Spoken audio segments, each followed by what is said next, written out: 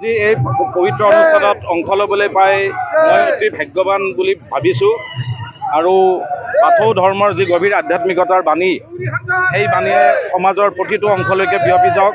আৰু মানুহক আধ্যাত্মিকতা শান্তি আৰু ভাতৃত্ববোধৰ ভাৱনাৰে উদ্বুদ্ধ কৰক আৰু সকলো মানুহে এই ধৰ্মৰ আধ্যাত্মিকতাৰ আধাৰত বিশ্ব শান্তিৰ হকে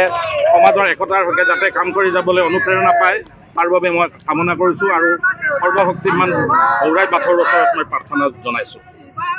এনেধৰণৰ কাৰ্যসূচী আমাৰ সমাজত ঐক্যশান্তি প্ৰগতি নিশ্চিতভাৱে কাৰণ প্ৰতিটো ধৰ্মৰ অন্তৰালত গভীৰ আধ্যাত্মিকতা নিহিত থাকে আৰু এই আধ্যাত্মিকতা বুজি পালে আমি জীৱনৰ পথত কি ধৰণে আগবাঢ়িব লাগে সেই শিক্ষা আমি পাওঁ আৰু সেই শিক্ষাই মানুহক একতা ভাতৃত্ববোধ আৰু শান্তিৰ কাৰণে মানুহক অনুপ্ৰাণিত কৰিব বুলি মই বিশ্বাসী। নতুন বছৰত আমি আকৌ এবাৰ সংকল্পবদ্ধ হ'ব লাগে যে বাথৌ ধৰ্মৰ গভীৰ আধ্যাত্মিকতাৰ বাণীসমূহ হৃদয়ংগম কৰি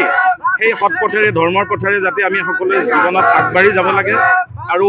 সমাজৰ সকলো মানুহৰ লগতে মিলি পেলাই এখন বৃহত্তৰ সমাজ গঠন কৰি বিশ্ব শান্তিৰ পথত আগবাঢ়িব লাগে। ইয়াৰ কাৰণে আমি প্ৰত্যেকে বাথৌ ধৰ্মৰ যিটো আধ্যাত্মিক দিশ আছে দাৰ্শনিক তত্ত্ব আছে সেইটো হৃদয়ংগম কৰা অত্যন্ত আৱশ্যকীয় কাৰণ সেই আধ্যাত্মিক দৰ্শনসমূহে আমি কি ধৰণে জীৱনত আগবাঢ়িব লাগে তাৰ শিক্ষাটো দিয়ে।